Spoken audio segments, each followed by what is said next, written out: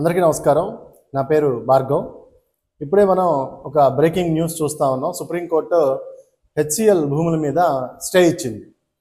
అనేక వామపక్ష విద్యార్థి సంఘాలు, అదేవిధంగా ప్రజాతంత్ర శక్తులు, మేధావులు వీళ్ళందరూ కూడా హైదరాబాద్ సెంట్రల్ యూనివర్సిటీకి చెందినటువంటి 400 ఎకరాల భూమిని ప్రైవేటు వ్యక్తులకు వేలం వేయొద్దు అని చెప్పి ఈరోజు చలో సెక్రటేరియట్కి పిలుపునిచ్చారు.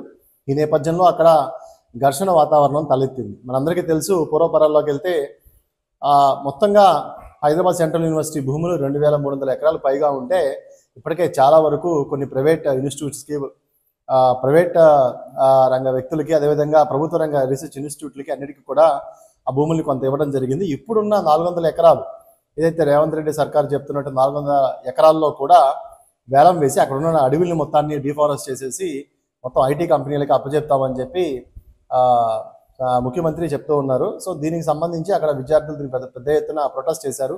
మా యూనివర్సిటీ భూముల్ని మాకు ఇవ్వాలి అని చెప్పారు.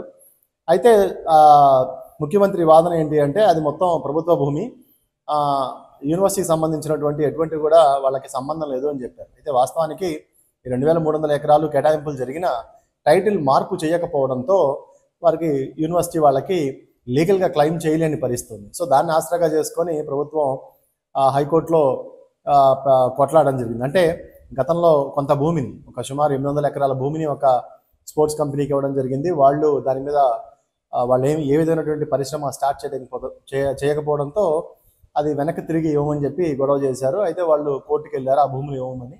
సో దాని మీద ఒక ప్రభుత్వం మాత్రమే అప్పీల్కి వెళ్ళింది. ఇంప్లీడ్ సెంట్రల్ యూనివర్సిటీ సంబంధించిన వాళ్ళు ఇంప్లీడ్ అవ్వలేకపోయారు. దానికి కారణం ఏంటంటే టైటిల్ లేకపోవడం. ఇవన్నీ కూడా పాత వీడియోలో మనం చర్చించాం.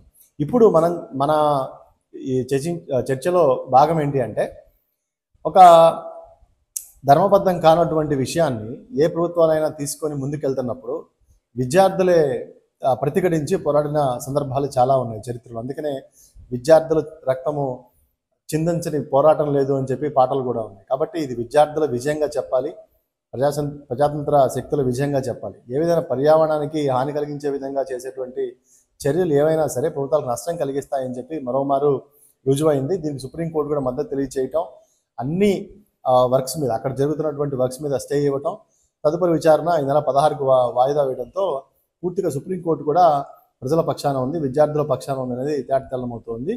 సో ఇది ఇప్పుడు టాపిక్. మరొక మంచి టాపిక్తో మళ్ళీ మనం కలుసుకుందాం. అంతవరకు సెలవు. నమస్కారం.